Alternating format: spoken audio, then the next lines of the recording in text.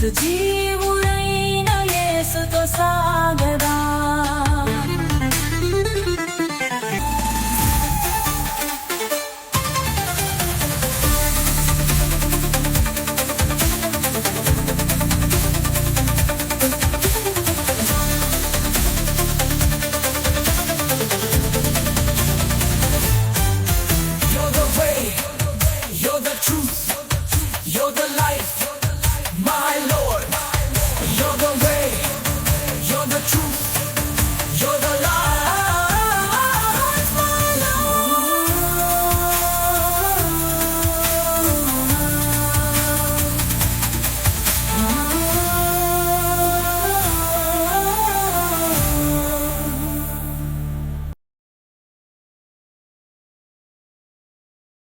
న్యాయాధిపతుల గ్రంథము 16వ అధ్యాయము 28వ వచనం.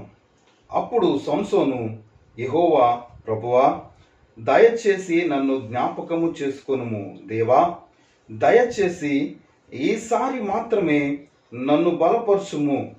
నా 2 కన్నుల నిమిత్తము ఫిలిస్తీయులను ఒక్కమారే దండించి పగ తీర్చుకొననిమ్మని యెహోవాకు మొరపెట్టెను. గమనించాలి ప్రభువులారా, ఇక్కడ సంసోను గురించిన ఒక విషయాన్ని మనం గమనిస్తూ ఉన్నాం. ఇక 16వ అధ్యాయము చివరి వచనాల్లో మనం గమనించినట్లయితే సంసోను చేస్తున్న ఒక ప్రార్థనను మనం గమనిస్తా ఉన్నాం. ఆ ప్రార్థన సారాంశం ఏంటంటే, ప్రభువా నన్ను జ్ఞాపకం చేసుకో, ఈ ఒక్కసారి మాత్రమే నన్ను జ్ఞాపకం చేసుకొని ఒక ఆర్ద్రతతో కూడిన ప్రార్థన సంసోను చేస్తున్నట్లుగా మనం గమనించవచ్చు. గమనించాలి ప్రభువులారా, సంసోను గురించి మనకు తెలుసు. మనము చాలాసార్లు సంసోను గురించి విన్నాం. సంసోను యొక్క పరాక్రమములను గురించి విన్నాం. సంసోనును దేవుడు ఎందుకు ఏర్పాటు చేసుకున్నాడు అనే విషయాలు చాలాసార్లు విన్నాం. మరొకసారి జ్ఞాపకం చేసుకోవడానికి ప్రయత్నం చేద్దాం.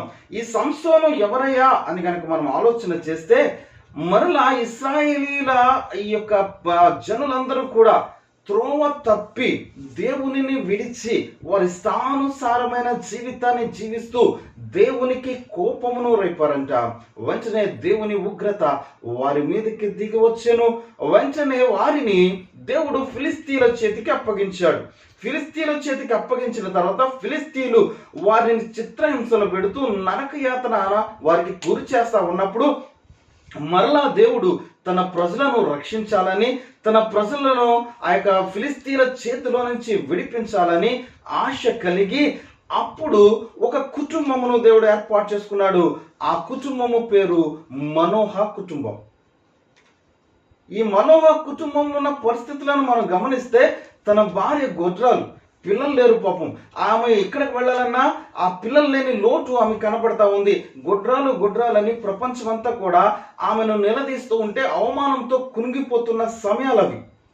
ఆ టైంలో మనోహకు దేవుని దూత ప్రత్యక్షమై ఆ కుటుంబమును ఏ విధంగా దర్శించబోతా ఉంది, ఏ విధంగా ఆ కుటుంబంలో కార్యములు చేయబోతా ఉంది, ఏ విధంగా ఆ కుటుంబంలోనికి ఒక కుమారుని ఇవ్వబోతా ఉంది అనే విషయాలు వారిరువురికి కూడా 2 సార్లు ప్రత్యక్షమై వారికి వివరించినట్లుగా మనము బైబిల్ గ్రంథంలో గమనించవచ్చు.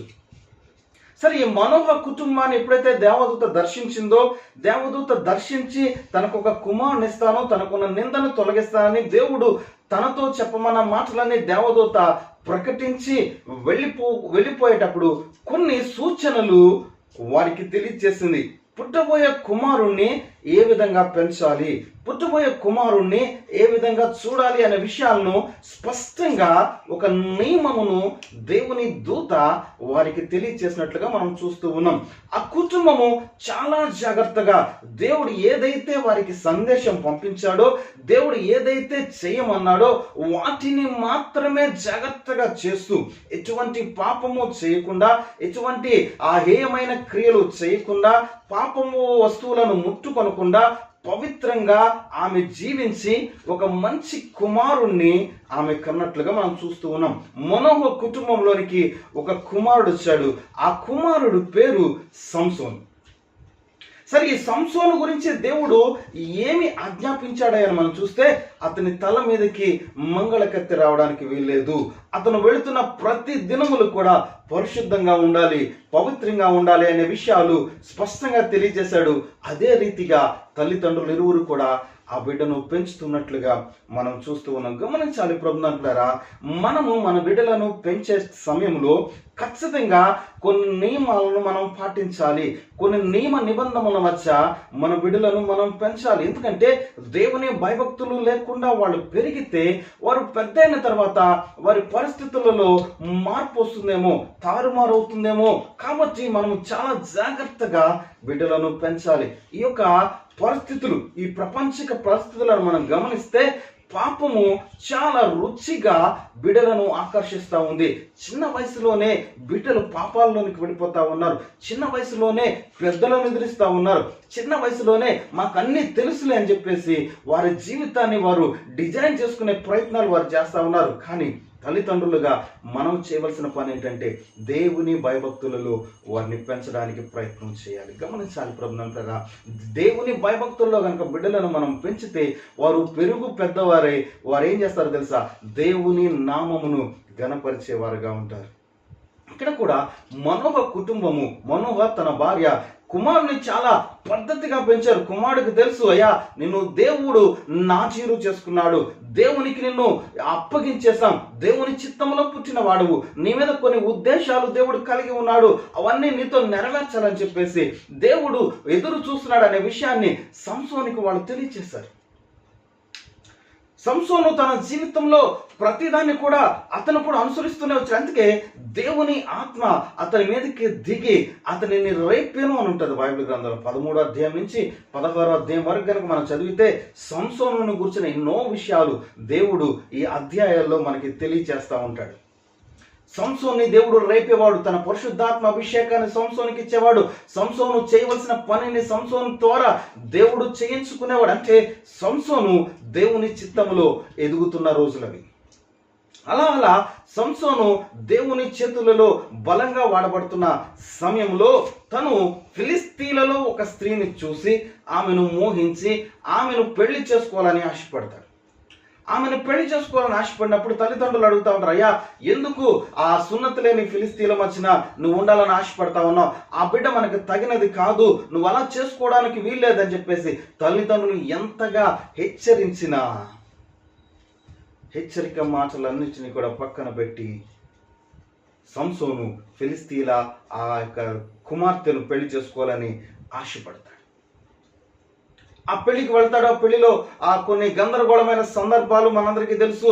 అతను వెళుతున్న దారిలో ఒక సింహం అతని మీదకి రావడం, దాన్ని రెండుగా చీల్చేసేయడం, తర్వాత మరలా ఆమెను పెళ్లి చేసుకోవడానికి వెళుతున్న సమయంలో ఆ యొక్క సింహపు కళేబరంలో ఒక తేనె పట్టు పట్టడం, ఆ తేనె పట్టు అతను తినడం, వెళ్ళిన తర్వాత ఫిలిస్తీన్లకు ఆ యొక్క విషయాన్ని తెలియజేసి ఒక పొడుపు కథక వారికి తెలియచేయడం, ఆ పొడుపు కథ విప్పాలని చెప్పేసి వాళ్ళందరికీ చెప్పడం, వాళ్ళందరూ కలిసి తన భార్యగా చేయబడిన ఆ స్త్రీ దగ్గరికి, ఆ తండ్రి దగ్గరికి వెళ్ళి మీరు గనక మాకు అది ఏంటో తెలియచేయకపోతే మిమ్మలను మీ యొక్క కుటుంబాన్ని మేము కాల్చి చంపేస్తామని చెప్పేసి ఫిలిస్తీన్లు భయపెట్టినప్పుడు తన భార్యగా చేయబడిన ఆ స్త్రీ వెళ్ళి ఆ సంసోను దగ్గర కూర్చుని అది నాకు తెలియచేయమని తనతో తెలియచేయించుకుని ఫిలిస్తీన్లకు చెప్పి ఆ యొక్క పరిస్థితులన్నీ కూడా మనం చూస్తే అక్కడ కొంతమందిని సంసోను చంపేసినట్లుగా మనం చూస్తూ ఉంటాం. గమనించాలి ప్రభునంటారా, దేవుడు సంసోను ఎన్నుకున్న పని ఏంటంటే ఫిలిస్తీన్లను చెదరగొట్టాలి,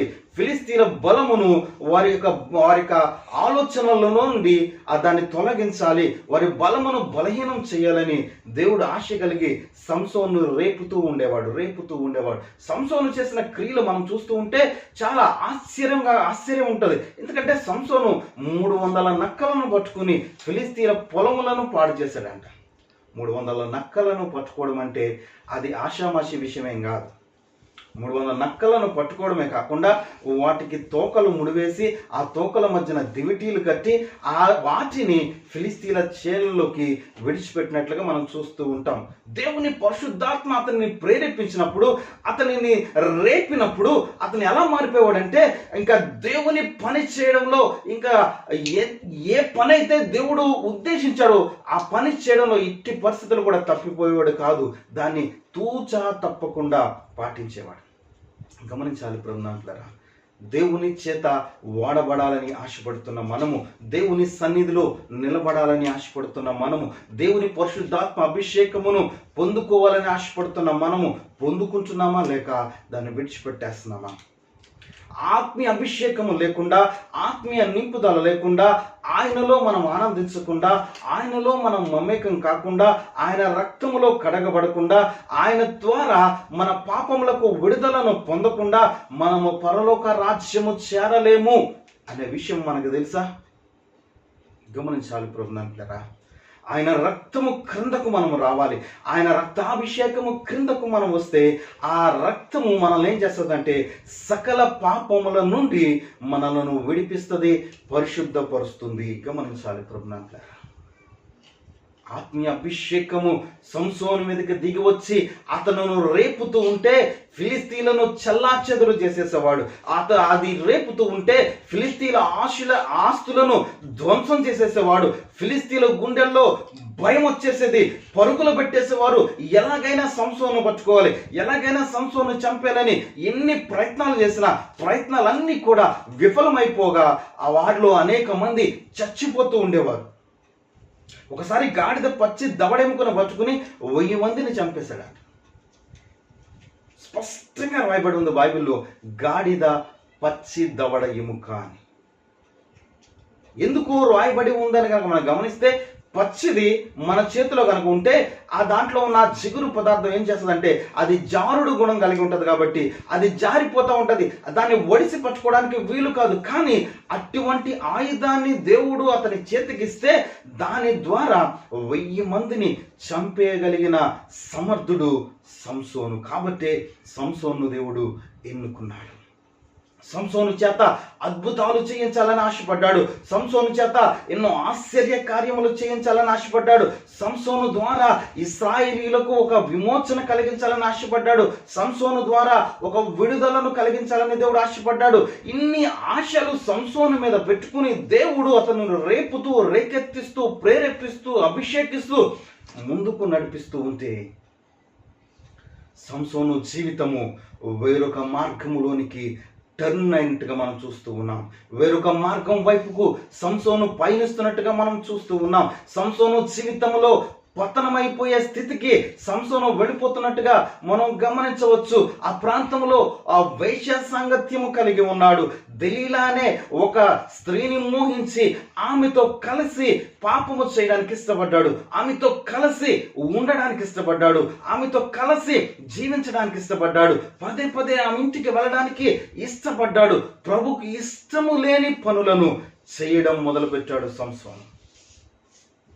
చాలాసార్లు దేవుడు మనకిచ్చిన తలాంతును ఉపయోగిస్తూ, దేవుడు మనకిచ్చిన ఆశీర్వాదాన్ని ఉపయోగిస్తూ, అదేదో మన గొప్ప, మన బలం, నన్ను బట్టి, నేను కాబట్టి, నా వలనే ఇదంతా జరుగుతుందని మనం ఏం చేస్తూ ఉంటామంటే మనల్ని సృష్టించిన దేవుణ్ణి, మనల్ని ఏర్పాటు చేసుకున్న దేవుణ్ణి, మనల్నే నమ్ముకుని మన ద్వారా అద్భుతాలు చేయాలనుకున్న దేవుణ్ణి మరిచిపోయి మనం ఏం చేస్తున్నామంటే శాపాన్ని కొని తెచ్చుకుంటూ ఉన్నాం. ఇప్పుడు సంసోను అదే పరిస్థితిలో ఉన్నాడు. తన జీవితాన్ని పాడు చేసుకునే పరిస్థితిలో ఉన్నాడు. తన జీవితంలో సమస్తం సాధించేశాననుకున్నాడేమో తెలియదు, కానీ సంసోను తన జీవితంలో ఏం చేస్తా ఉన్నాడు? చెయ్యకూడని పాపాన్ని చేయడానికి ప్రయత్నం చేస్తా ఉన్నాడు. దెలీలా మొదలు పెట్టింది సంసోను దగ్గర. ఎందుకంటే ఫిలిస్తీన్లు దెలీలా దగ్గరకు వచ్చారమ్మా, ఇది మన యొక్క ఫిలిస్తీన్లందరినీ చంపేయాలని ఈ సంసోను కంకణం కట్టుకున్నాడు కాబట్టి నీకు ఒక పని అప్పగిస్తా ఉన్నాం. వాడి బలం ఎక్కడుందో మాకు తెలియచేస్తే మేమేం చేస్తాం తెలుసా, వాడిని తీసుకెళ్ళి చంపేస్తామని చెప్పేసి చెప్పినప్పుడు దెలీలా వెంటనే సంసోన్ని లాలిస్తూ బుజ్జగిస్తూ సంసోన్తో మాట్లాడుతూ ఉంది. సంసోను, నీకింత బలం ఎక్కడి నుంచి వచ్చింది? 300 నక్కలను పట్టుకున్నావంట కదా, వాటి తోకలకు ముడి వేసావంట కదా, దివిటీలు కట్టావంట కదా, నీ అంత బాహుబలి ఎవడూ లేడయ్యా, ఇంత గొప్పవాడువు, నీకు ఇంత బలం ఎక్కడి నుంచి వచ్చింది, నీ బలం ఎక్కడుందని చెప్పేసి ఆమె లాలిస్తూ అడుగుతూ ఉంటే సంసోన్ అంటా ఉన్నాడు, నన్ను గనక ఒక 7 నిరవంజి చువ్వలతో బిగించి కడితే నా బలం పోద్ది అన్నాడు. సరే, ఆ విషయం తెలియజేసింది. ఫిలిస్తీన్లు వస్తున్నారని చెప్పేసి ఆమె సమాచారం సంసోనుకు అందించింది. వెంటనే ఆ చువ్వలను సింపుల్గా ఒక దారమును తెంపినట్టుగా తెంపుకుని వెళ్ళిపోయినట్టుగా మనం చూస్తూ ఉంటాం. వెళ్తా ఆ ప్రాంతంలో ఉన్న గుమ్మాలను పీక్కుని వెళ్ళిపోయినట్టుగా మనం చూస్తూ ఉన్నాం. బరువైన ఇనుప గుమ్మాలను వెంటనే భుజం మీద వేసుకుని కొండపైకి వెళ్ళిపోయినట్టుగా మనం చూస్తూ ఉంటాం. ఎందుకంటే దేవుని శక్తి అతని మీద ఉన్నది, దేవుని ఆత్మ అభిషేకం అతని మీద ఉన్నది, అతను తెలుసుకుంటాడని దేవుడు అతనికి సూచనలు చూపించినప్పటికీ కూడా అతను తెలుసుకోకుండా తిరిగి మరలా అదే ప్రాంతానికి వచ్చాడు. అరే, నేను సీక్రెట్ చెప్పేశాను కదా, నా సీక్రెట్ తెలుసుకుని ఫిలిస్తీన్లకు చెప్పేసింది, అందుకే వాళ్ళు వచ్చేసారు, అరే ఇదేంటి ఇలా మోసం చేసింది నన్ను, ఈమెను ఎట్టి పరిస్థితుల్లో నమ్మకూడదు అని అనుకోవాల్సిన సంసోను తిరిగి మరలా అదే పాపం దగ్గరికి వెళ్తాం. చాలాసార్లు మనం కూడా అలా చేస్తూ ఉంటాం. ఏ పాపమైతే మనం పట్టుకుంటా ఉందో, ఏ పాపమైతే మనం నాశనం చేస్తూ ఉందో, ఏ పాపమైతే మన జీవితాలను పాడు చేస్తూ ఉందో, అదే పాపం దగ్గరికి మరలా పరిగెడతా ఉంటాం. మద్యపానం నీ జీవితాన్ని పాడు చేస్తుందని తెలిసిన పదే దాని దగ్గరికి పరిగెడతా ఉంటాం. ధూమపానం నీ జీవితాన్ని నాశనం చేస్తుందని తెలిసిన మరలా అదే పని చేయడానికి ప్రయత్నం చేస్తాం. వైశ్య సాంగత్యం మంచిది కాదు అని మనకు తెలిసిన, అది రోగాలతో కూడుకున్నదని మనకు తెలిసిన, ఆ రోగాలను భరించడానికి ఇష్టపడతాం, కానీ ఆ పాపాన్ని విడిచిపెట్టడానికి ఇష్టపడని లోకంలో మనం ఉంటూ ఉన్నాం. గమనించాలి ప్రభునంటారా, దేవుడు నీతోనే మాట్లాడుతూ ఉన్నాడు. నీకు హెచ్చరికలు వచ్చినా, నీకు ఎన్నో హెచ్చరికలు దేవుడు తెలియచేస్తా ఉన్నా, ఎన్నో హెచ్చరికలు నీ జీవితానికి ఇచ్చాయా, నీవు మార్పు చెందాలి, నీ మార్పు నాకు కావాలి, నేను ఉపయోగించుకోవాలనుకుంటున్నాను, నీ తలాంతులను ఉపయోగించుకోవాలనుకుంటున్నాను, నీ ద్వారా ఎంతో కోతను కోయించాలని నేను ఆశపడతా ఉన్నాను, అయ్యో నా పంట అంతా కూడా పాడైపోతా ఉంది, ఆ పంటను కోసే పనివారు నాకు కావాలి, నిన్ను ఏర్పాటు చేసుకున్నాను, నేను ఎన్నుకున్నాను, నేను వాడుకుంటానని దేవుడు నీ గురించి ప్రలాపిస్తూ ఉంటే నువ్వు మాత్రం ఏం చేస్తున్నావు అంటే, నాకు అన్నీ తెలుసులే, నువ్వు నాకేం చెప్పక్కర్లేదు, నాకు టైం వచ్చినప్పుడు వస్తాను, నాకు కుదిరినప్పుడు వస్తాను, నాకు ఇబ్బంది కలిగినప్పుడు అప్పుడు దేవుడా నీ దగ్గరకు వస్తానని చెప్పేసి దేవునికి సాకులు చెక్కే పరిస్థితికి మనం దిగజారిపోతా ఉన్నాం. గమనించాలి ప్రభునంటారా, ఒకసారి హెచ్చరిక నీ దగ్గరికి వచ్చినప్పుడు, ఆ హెచ్చరిక ఎందువల్ల వచ్చిందో, ఏ పని గురించి వచ్చిందో, ఇది ఏం చేయకూడదో ఏం చేయాలో అనే విషయాన్ని నువ్వు గ్రహించి చేయగలిగిన వాడుగా ఉండాలి. అంతే తప్ప హెచ్చరిక వచ్చిన తర్వాత నన్ను ఎవడ ఏం చేయలేడు అని చెప్పేసి నీ ఇష్టానుసారంగా వాడడానికి వీల్లేదు, మన ఇష్టానుసారంగా జీవించడానికి వీల్లేదు. కొన్ని నియమ నిబంధనల మధ్య మనము బ్రతకవలసిన పరిస్థితి మనకుంది. కొన్ని నియమ నిబంధనల మధ్య మన జీవితాన్ని మనం కట్టుకోవాలి. కొన్ని నియమ నిబంధనల మధ్య మనము మన కుటుంబాన్ని కట్టుకోవాలి. కొన్ని నియమ నిబంధనల మధ్య మన మార్గమును మనము ఏం చేసుకోవాలంటే సరళం చేసుకోవాలి. ప్రభునంతారా గమనించాలి, మన ఇష్టానుసారంగా పరుగు పట్టడానికి వీల్లేదు, మన ఇష్టానుసారంగా మనం చేయడానికి వీల్లేదు, మన ఇష్టానుసారంగా మనం జీవించడానికి వీల్లేదు, మన ఇష్టం వచ్చినట్టుగా మనం తిరగడానికి వీల్లేదు. ఎందుకో తెలుసా, మన ఇష్టానుసారంగా చేసే ప్రతిదీ కూడా మనకి నష్టాన్ని మిగులుస్తుంది. కాబట్టి దేవుని చిత్తానికి గనక మనం లోబడితే మనం ఏం చేస్తామంటే ఆశీర్వాదానికి కర్తలవుతాం. గమనించాలి ప్రభునంటారా, సంసోను జీవితంలో దేవుడు ఎన్నో ఆశలు కలిగి ఉన్నాడు, ఎన్నో ఆశలు కలిగి ఉన్నాడు. ఆశలన్నింటినీ కూడా నెరవేర్చుకుందాము అని సంసోను అనేక పర్యాయములు రేపి తన బలమును తనకి పరిచయం చేసిన ఈరోజు సంసోను ఒక వైశ్య సాంగత్యంలో పదే అక్కడికి వెళ్ళి ఎన్నో మార్లు ఆమెను పరీక్షించినప్పటికీ, ఆమె అదే తప్పు చేస్తున్నప్పటికీ సంసోను మాత్రము అక్కడికి వెళ్ళడం మానలేదు. ఆ ప్రాంతంలో ఆ యొక్క పాపపు క్రియలు చేయడము ఆయన మానలేదు. గమనించాలి ప్రభునంటారా, చివరికి ఒక మాట ఉంటుంది, సంసోను ప్రాణము విసికిన వాడే చావ సిద్ధమై అని ఉంటుంది. ఎందుకంటే దెలీలా మరలా నీ బలం ఎక్కడుంది, నీ బలం ఎక్కడుంది, నీ బలం ఎక్కడుంది, నీ బలం ఎక్కడుంది, నువ్వు నన్ను మోసం చేస్తున్నావు, నాకు నిజం చెప్పట్లేదని చెప్పేసి ఆమె పదే అతను విసిగిస్తూ ఉంటే విసిగిపోయాడంట. దేవుడేమో నీతో పని చేయించుకోవాలని, దేవుడేమో నీతో ఉద్దేశాలు కలిగి ఇశ్రాయేలుకు ఒక విడుదల కలిగించాలని, ఇశ్రాయేల్ జీవితాలకు స్వాతంత్రం ఇవ్వాలని, ఫిలిస్తీన్ల బంధకాల నుంచి, బాధల నుంచి వారిని విడిపించాలని నేను ఏర్పాటు చేసుకుని ఎన్నుకుని ఒక కుటుంబంలో, ఎన్నిక లేని కుటుంబంలో నిన్ను పుట్టించి నిన్ను నాజీరు చేసుకుని నిన్ను ఏర్పాటు చేసుకుని దేవుడు ఎంతో ఉద్దేశాలు నీ మీద కలిగి నిన్ను జీవింప చేస్తా ఉంటే ఇప్పుడు నువ్వు ప్రాణము విసికిన వాడవై నిజం చెప్పడానికి ముందుకు వెళ్తా ఉన్నాడు సంసోను. వెళ్ళాడు, చెప్పేశాడు, నేను పుట్టినది మొదలు ఇప్పటి వరకు మంగళకత్తే నా తల మీదకి రాలేదు.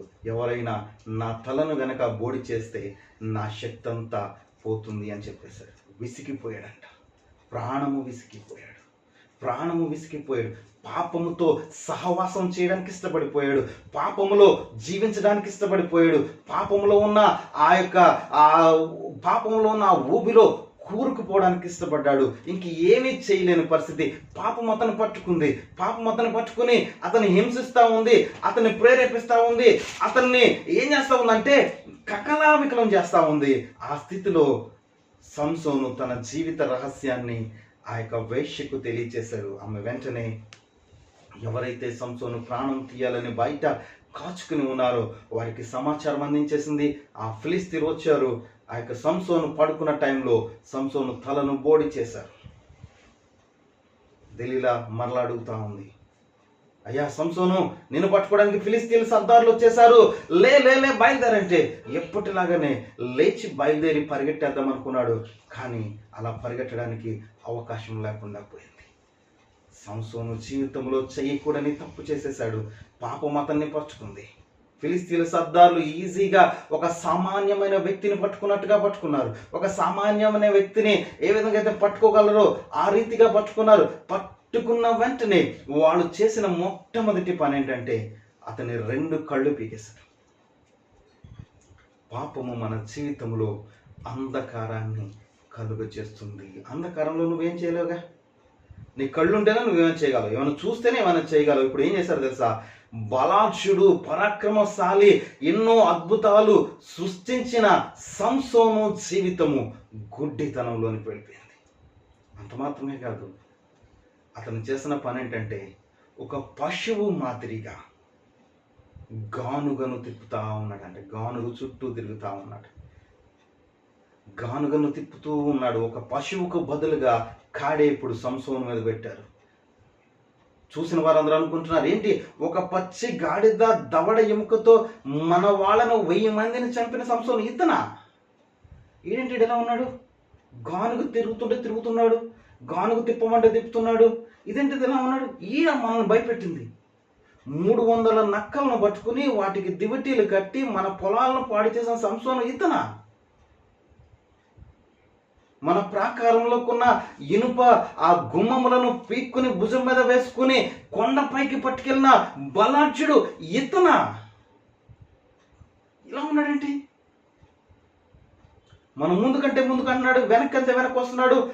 ఏంటి ఇతని జీవితం అని చెప్పేసి అందరూ హేళన చేస్తా ఉన్నారు. గమనించాలి ప్రభునంటారా, పాపంలో నువ్వు ఉండి నీ జీవితాన్ని కనుక పాడు చేసుకుంటే చివరకు నువ్వు పోయేది ఎక్కడికి తెలుసా? హేళంలోనికి పోతావు. నీ జీవితము ఏమైపోద్దంటే చాలా నీచమైన స్థితికి వెళ్ళిపోద్ది. నీ జీవితము పనికిరాని స్థితికి వెళ్ళిపోద్ది. ఎందుకో తెలుసా? నువ్వు మాట వినలేదు కాబట్టి, నీకు ఇచ్చిన హెచ్చరికలను నువ్వు పాటించలేదు కాబట్టి, నీకు ఇచ్చిన దేవుడు నీ మీద పెట్టుకున్న నమ్మకాన్ని నువ్వు పాడు చేసుకున్నావు కాబట్టి ఈరోజు నీ పరిస్థితి ఏమైపోయిందంటే తిరిగే పశువుతో సమానం అయిపోయింది. నీతో ఎన్నో అద్భుతాలు చేయించాలనుకున్న దేవుని యొక్క ఆశ తీరకుండానే నీ పాపము నిన్ను ఏం చేసిందో తెలుసా? పశువుగా మార్చేసింది.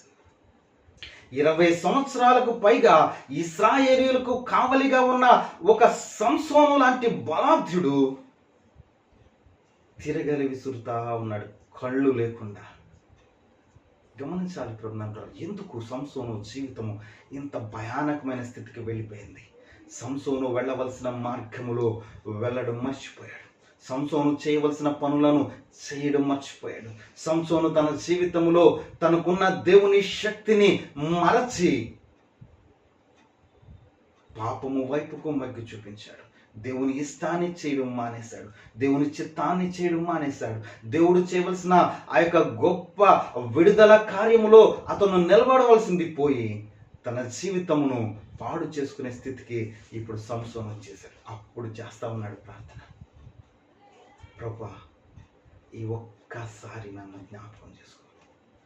అతను ప్రార్థన చేసే ఆ సమయానికి ఎక్కడున్నాడంటే, ఫిలిస్తీన్లందరూ కలిసి సంసోన్ని ఒక దేవత గుడిలో పెట్టి ఇంకా అతను అక్కడ చంపేద్దాం, ఇంకా అతని జీవితాన్ని ఇంకా అక్కడితో ముగించేద్దాం, ఈ సంసోను మనకొద్దు, మనల్ని ఎంతగా బాధించాడు అని చెప్పేసి అతను దొరికిన ఆనందంలో అందరూ అక్కడికి చేరి విందులు వినోదాలు చేసుకుంటున్న సమయంలో సంసోనుకు దేవుని యొక్క ఆలోచన కలిగి ప్రార్థన చేయడం మొదలుపెట్టాడు. అయ్యా ఒక్కసారి నన్ను జ్ఞాపకం చేసుకో, ఒక్కసారి నన్ను జ్ఞాపకం, ఈ ఒక్కసారి మాత్రమే నన్ను జ్ఞాపకం చేసుకో, ఈ ఒక్కసారి మాత్రం నాకు అవకాశం ఈ ప్రభువా, ఈ ఒక్కసారి మాత్రమే ఈ ఫిలిస్తీన్ల మీద పగ తీర్చుకునే ఆ కృపను నాకు ఈ ప్రభు అని చెప్పేసి ప్రార్థన చేస్తా ఉన్నాడు. వెంటనే అక్కడ కార్యము జరగడం మొదలైంది. అతను ప్రార్థన చేస్తూ ఉండగానే అతని తల మీద వెంట్రుకలు మొలవడం ప్రారంభమైనాయి. అతని తల మీద వెంట్రుకలు మొలవడం ప్రారంభమైంది. ఎప్పుడైతే వెంట్రుకలు మొలుస్తున్నాయనే విషయం సంసోనుకు తెలిసిందో వెంటనే తనకు శక్తి తిరిగి వచ్చిందని నమ్మాడు. అక్కడున్న ఒక సేవకుడితో అడిగాడు, ఈ మందిరానికి ఆధారంగా ఉన్న 2 స్తంభాల దగ్గరికి నన్ను తీసుకెళ్ళి ఆ 2 స్తంభాలకి నన్ను కట్టి అని చెప్పేసి అడిగితే అతను అలాగే తీసుకెళ్ళి కట్టేశాడు. వెంటనే దేవునికి ప్రార్థన చేసి ఆ 2 స్తంభాలను తన 2 చేతులతో లాగినప్పుడు ఆ యొక్క గుడంతా కూడా కూలిపోయి, ఆ ప్రాంతం అంతా కూడా కూలిపోయి అక్కడున్న వారందరూ కూడా చనిపోయినట్లుగా మనం చూస్తూ ఉన్నాం. వారితో పాటుగానే సంసోను కూడా చనిపోయాడు.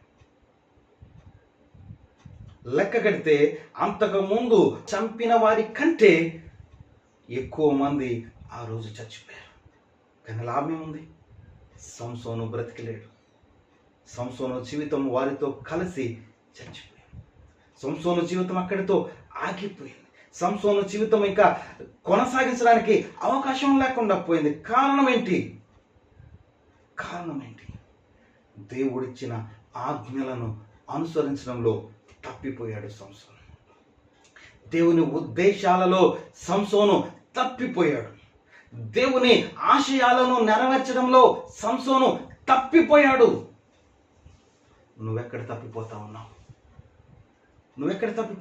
ప్రభు నీ మీద ఆశ పెట్టుకుని, ప్రభు నీతో కలిసి ఎన్నో అద్భుతాలు ఆశ్చర్యాలు జరిగించాలని నీ జీవితంలో కలుగ చేసుకుని, నీ జీవితంలో ఎన్నో ఉన్నతమైన ఉద్దేశాలను నెరవేర్చాలని దేవుడు ఆశ కలిగి నీ వెంట పడుతూ, అయ్యా నా మాట విను, తలుపు తీయ్యా, నీ హృదయంలోనికి వస్తాను, నీతో కలిసి ఉంటాను, నీతో కలిసి నేను అద్భుతాలు జరిగిస్తాను, నీతో కలిసి నేను ఎన్నో ఆశ్చర్యాలు జరిగిస్తానని ప్రభు నీ వెంట పడతా ఉంటే నీకు ప్రభు లోకు అయిపోయాడు కదా.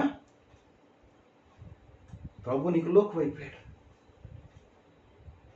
మనోహ అనే ఒక ఎన్నిక లేని ఒక కుటుంబంలో ఒక గొడ్రాలు కడుపున ఒక వ్యక్తిని జన్మింపచేసి ఆ వ్యక్తికి శక్తులనిచ్చి, ఆ వ్యక్తికి బలమునిచ్చి, అభిషేకమునిచ్చి, ఆశీర్వదించి అక్కడున్న ఇశ్రాయేలులందరికీ విడుదలను కలిగించాలని ఒక గొప్ప ఉద్దేశంతో అతని జీవితమును ప్రారంభించిన దేవుని మాటలను బేఖాతారు చేసి, లేకపోతే విడిచిపెట్టి సంసోను తన జీవితాన్ని సర్వనాశనం చేసేసుకున్నాడు.